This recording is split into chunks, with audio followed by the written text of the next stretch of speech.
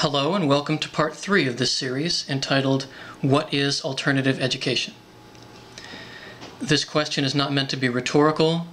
I am neither a provider nor did I have the pleasure of being a recipient of alternative methods.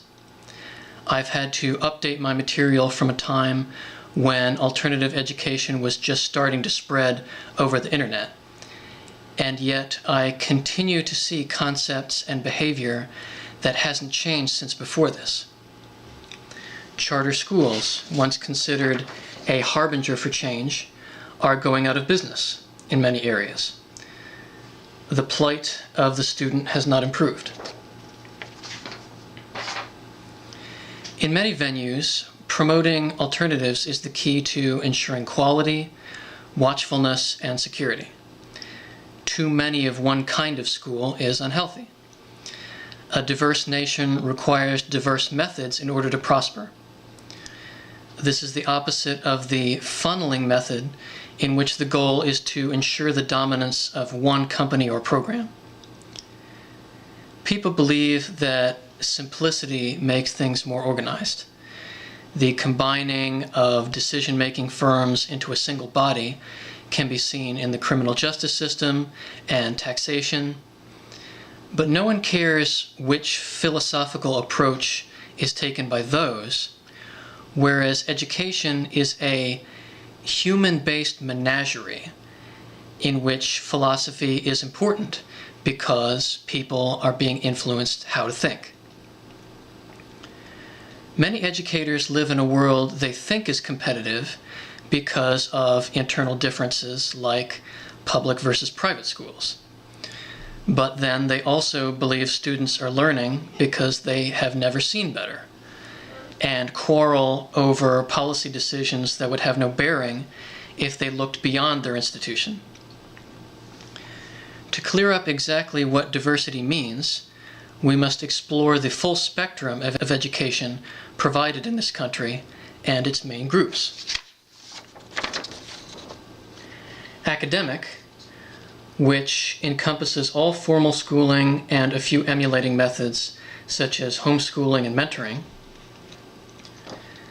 Self-education or self-fostered learning, which occurs either with or without program and is catered to by lenient practices such as unschooling.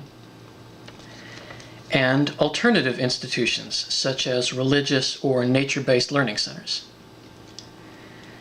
These are the true competitors which belong in every forum and on equal footing in every district.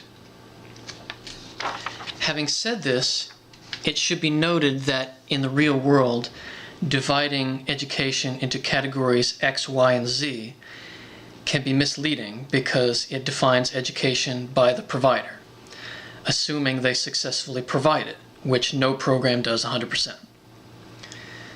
Defining education by program is why academicians fail and how they reap the rewards, because they are calling a spade before seeing the result or measuring it by some primitive means. Homeschooling, for example, is not a single institution, but can be academic, anti-academic, or have its own unique system. Self-education can't be attributed to a program at all, but a lack of program. A student of any institution can provide their own education just as any institution can discourage it. Most academicians are ignorant of this. They believe they hold a monopoly on the educational product. Some would say academia is so central to individual success in this country that refusing it leads only to the poorhouse. And the fact that hard times encourage usury and obedience provides evidence for this belief. Opinions, however, built this establishment, and the only thing keeping it afloat in many districts is a delay in the enforcement of public opinion. The true field of education abides by rules for which academicians are not equipped, where hypothetical figures have no meaning. It is a far greater subject than what they make of it, with questions like, What responsibility does our country have to provide for highly educated citizens without an academic background? Are they consigned only to unplanned opportunities and unlikely scenarios? How are resources best spent on increasing knowledge that doesn't appear on tests or scoring? What is the best time and place to enable people to make this choice? These are difficult decisions that require a stricter understanding of education.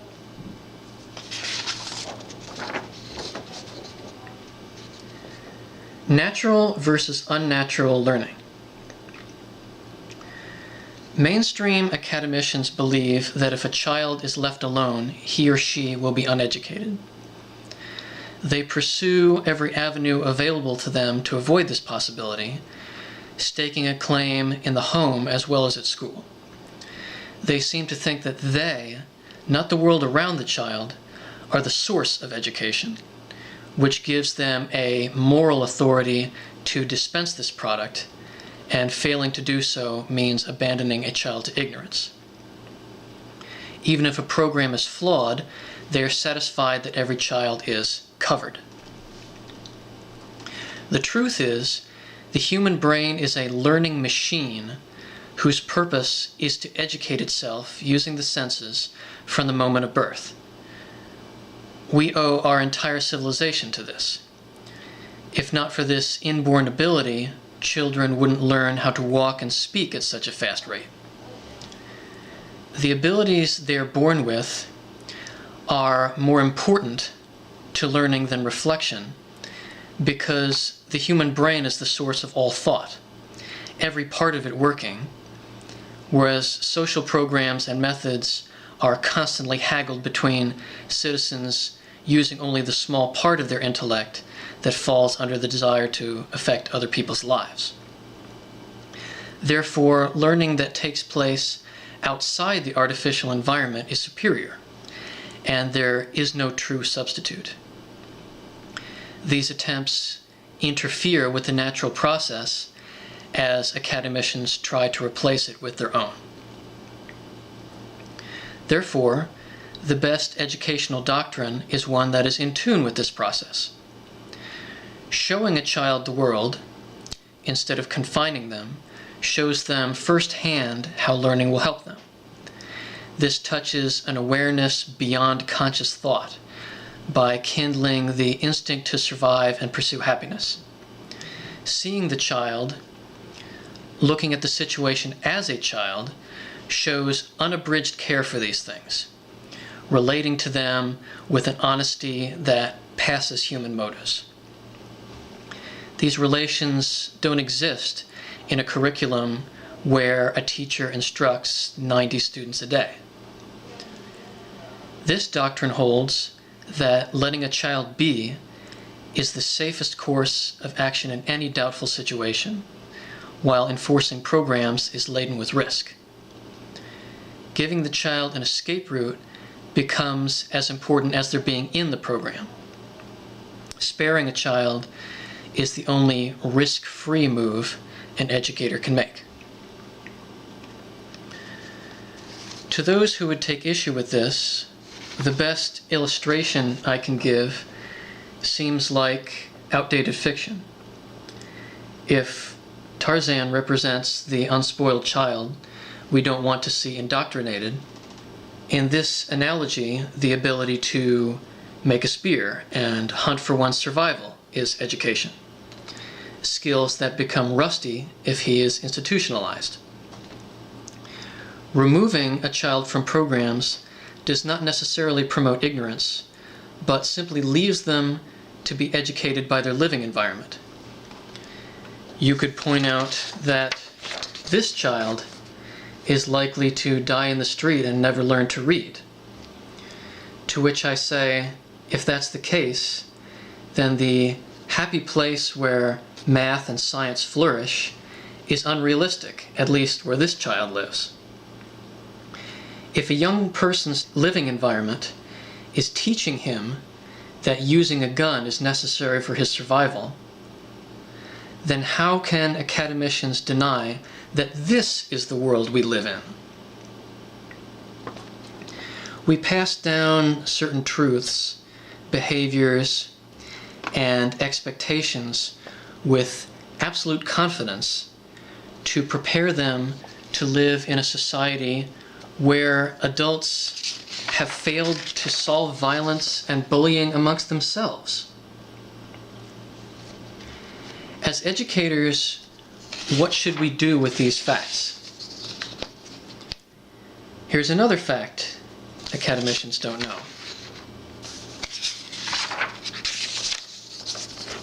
Every child sees more than what is shown them. Parents who devise elaborate punishments to teach responsibility are showing the child that people can be manipulated. When a student steps out of the classroom into the world he has been prepared for, is there inconsistency?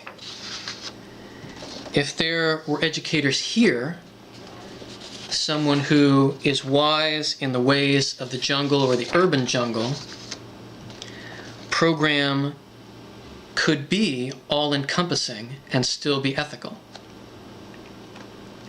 Which is why educators must harness a child's environment by using their way of life as a tool for educating. Schools can't understand this because they desire to extend themselves into every part of a student's life, effectively destroying it. It's true that the law prevents them from doing this, which leaves the parent as the most capable person to provide education. The only thing that keeps the student himself from holding this responsibility is that he has no control. A person's environment is to blame for much of the problems in the world today. Millions of people in third world countries, and many Americans in rural towns with no job market, have only scholarship-level grades as their means to a better life, which raises the question, if the only solution is to get out of there, what future exists for these places? What if they want to come back someday? Still, a student does make the final decision about his own mind and body, although if no one cooperates, this could only mean deciding to end his life or waste it away. So education is up to the child in the first place. They have only been told that it is not.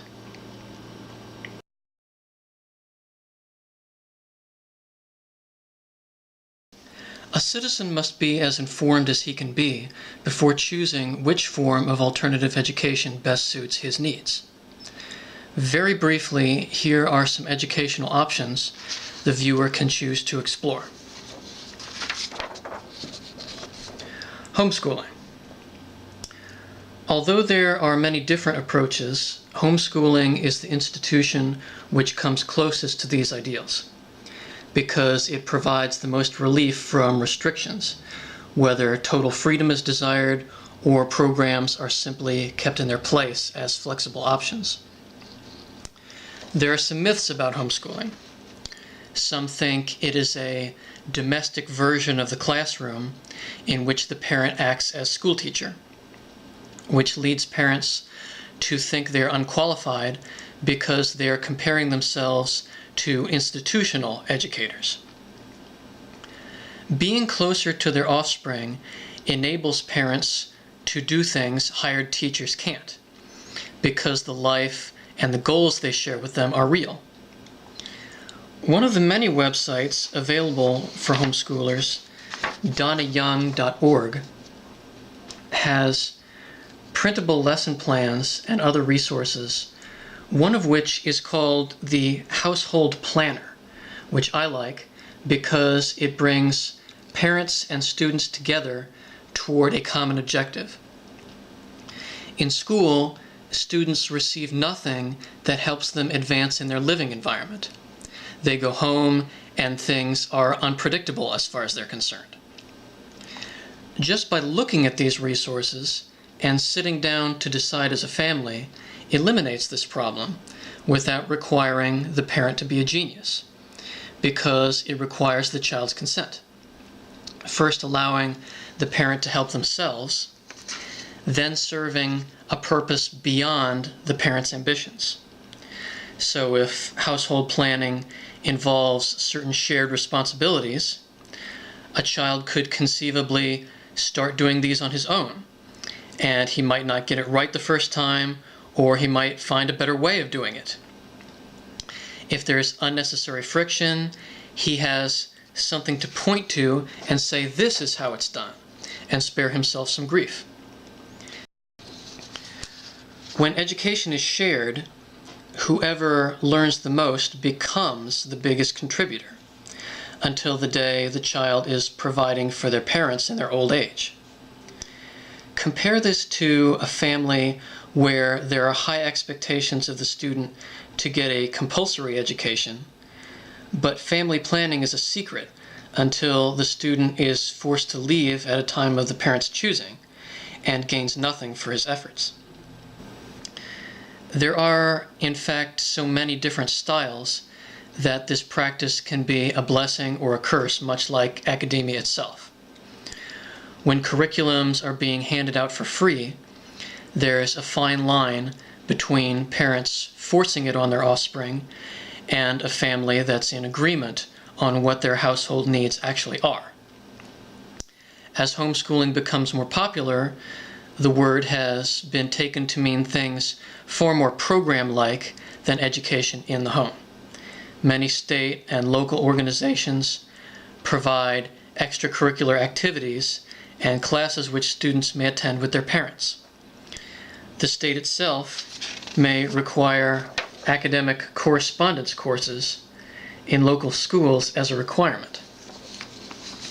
And some organizations have fully evolved into alternative learning centers that use homeschooling as a label. But most of these include special leniency towards students and parents, which can make it so classroom activities are a pleasure, which is carried back into the home. Education in the home comes with great risk and great reward. One reason why parents decide against homeschooling is because they don't have the time, the answer to which is to recruit help. Mentoring is a profound educative tool and technique. As homeschooling evolves, a full range of educators with no ulterior agenda or limitations will become available to supplement the parent. To make homeschooling work at its best, there are difficult issues which I will save for another segment.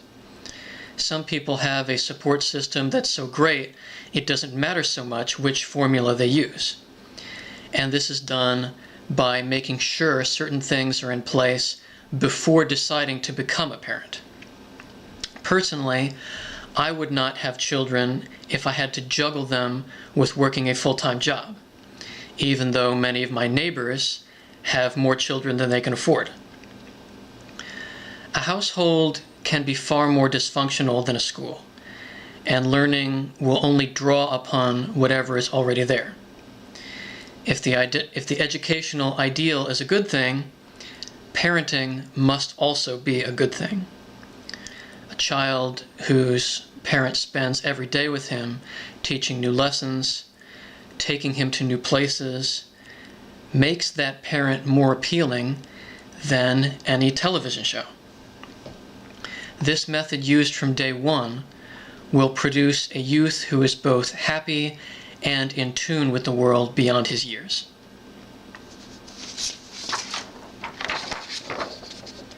Unschooling. This is a type of homeschooling which lacks any semblance of academic or institutional programs. It is designed to be a complete escape from formal schooling, probably because the parent or student despises it. This is the style which most adheres to self-education. Here you will find the purest form of education where everything is as it appears to be. Almost all Americans are self-educated in the field of their greatest proficiency, and yet they define education as a program they will receive for a limited time apart from their lives, whose purpose is to appease the hiring department of a better employer. As long as methods like unschooling exist, there is hope that a child who is self-taught will live in total peace and freedom from everything that keeps him from learning or makes learning uncomfortable. A final valid question for any homeschooler would be, what happens when a child feels he would rather go to school and be with his friends? What if keeping him at home makes him feel disadvantaged and the cycle begins again? The purpose of sparing a student from the classroom is to give him freedom of choice. This must go both ways or it has no meaning, which makes it more important than preserving the parent's method, including this one.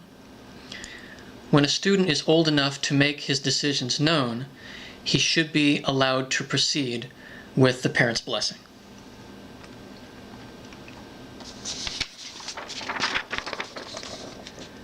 Alternative institutions. I use this term to describe non-academic schools, learning centers, and any convening group which uses a different doctrine from public schools and mainstream private schools, such as Montessori institutions, a method which teaches communion with nature, or Christian learning centers, which apply theology directly to their curriculum. These are as infinite in variety as homeschooling, the only difference being they use a classroom or other communal method ranging from the very lax to the very strict. Having a large number of like minds and a complete facility at one's disposal has its advantages.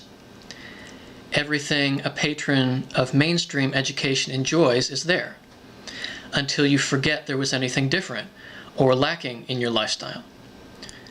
Unfortunately, these schools can be few and far between, but not so much that one can't move to a new location if it's important to them. An institution like this has a hard life, all funding provided through private means. However, they often succeed just as a church endures hardships and rebuilds. An alternative doctrine may be designed to encompass a student's entire life or be as simple as a break from the usual provider. Non-standardized institutions must be judged individually for the citizen to decide if its programs are what he is looking for. Charter schools. A charter school is supposed to be a cross between a public and private school, combining assets of both, much like the introduction to this thesis proposes. It is provided by the state, but is autonomous from the school system and exempt from much of its rules. It operates under contract, which requires it to earn its keep or be shut down, which unfortunately is happening in some parts of the country, despite how pleased students and parents are with them. It appeared at first that these were a roadmap for success for alternative enterprises, and in many districts this may have succeeded and is still succeeding. But if they disappear, things will go back to the way they were before, and the students forced back into the school system. We must be careful in defining this as an alternative institution. It is still a school, although teachers may find themselves more liberated and students less restricted. One thing to be mindful of is that in a country populated with charter schools, The line between academic and alternative causes is blurred, for better or worse. Such a country, however, is better than it was in the heyday of public schools.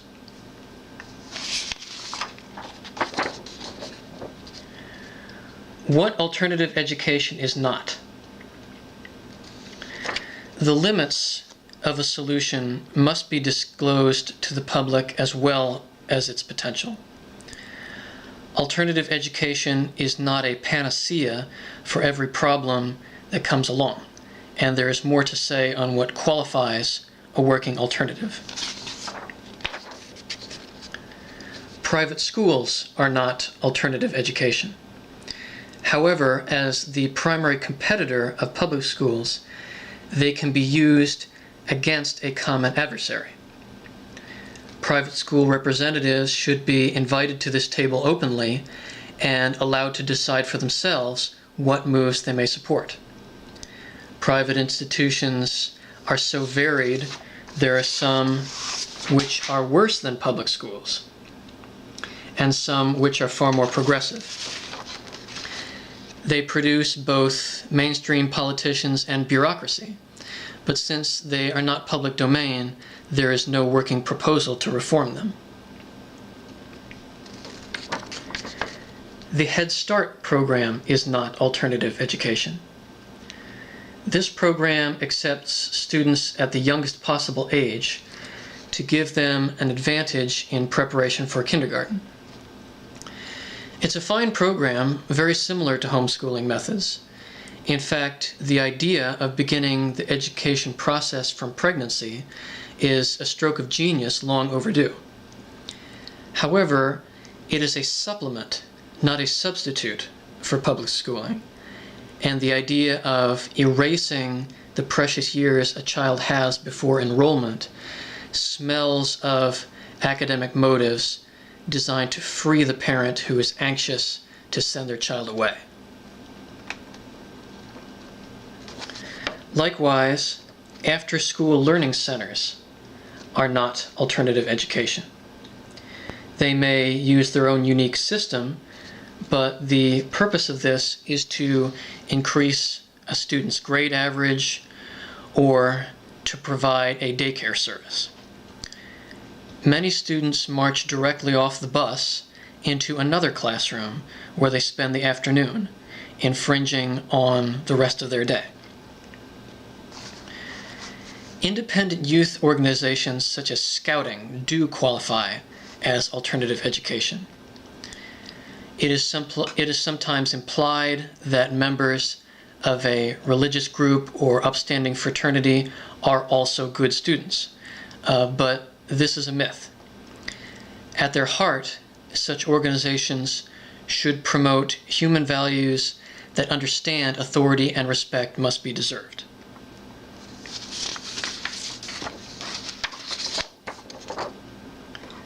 How can alternative education succeed? Alternative educators and reform attempts are currently scattered like the wind.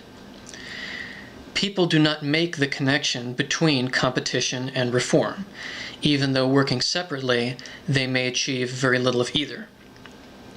Many are divided on issues or do not expand their doctrines by allying themselves with organizations in other fields. They must unite with their fellow alternative providers as well as political and social groups with compatible philosophies. This way they can connect with other parts of the anti-academic body and gain strength. The qualities shared by education and reform providers are far more numerous than their differences, and the potential for joint operations is great. It is the responsibility of an initiator to make people aware of this. The support is out there, it just needs to be gathered toward a common goal, and that goal is to help students and parents achieve educational independence.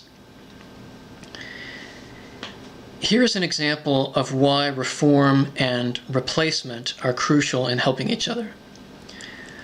Supporting the public majority is required for success in any campaign, but calling for the destruction of public schools has little or no chance of achieving this. Reform, on the other hand, has wide-based support from both liberals and moderates. A reform platform acts as a foot in the door, but a reformer will have difficulty pursuing these agendas if the public majority is his only source of support. So, competitors of the school system need to be in his corner to help develop this behind the scenes. This is not a contradiction, nor is it misleading. Reform and replacement are ultimately the same thing. Most alternative providers will take what they can get, whether the current system ends up emulating them or relinquishing to them. Either way, it ceases to exist as we know it. You could consider it helping the school system, as long as it's helping to fix it so students will benefit. It goes without saying that no business knowingly welcomes detractors, but a public service is not an ordinary business. All citizens should be encouraged to vote. So, what are the operators and customers of private schools, homeschooling, or no institution at all supposed to do in a public election for school board? It's their right, which brings us to another question an academician will never ask. What role should non-supporters have within the school system? They have a stake in the outcome, and what is that role besides acting in their own interests? Once alternative promoters make their presence known to the school system, at least a portion of their time will be spent at the receiving end of alternative ideas and arguments. An initiator has a responsibility to help these people find their place in the educational community. The dominant education provider is the most likely source for smaller institutions to gain power and audience, while alternative methods and views are the most likely source of fresh solutions for the school system. There are many providers of resources to homeschoolers, such as teaching materials, lesson plans, and advice. Here are just a few. Homeschool.com is a place to start. I mentioned donnayoung.org. There's also sandradodd.com, which is all about unschooling. Free curriculums can be found at allinonehomeschool.com, homeschooling.about.com, free homeschoolresources.webs.com, etc. Here's something called the Free Child Project, Unschooling for Social Change. They've got a Not Back to School camp, and educationrevolution.org, which is a long-standing organization that was just a newsletter when I first started this project. These are all things I found within just a couple of minutes. I appreciate your feedback. Part 4, the academic mentality, is coming soon.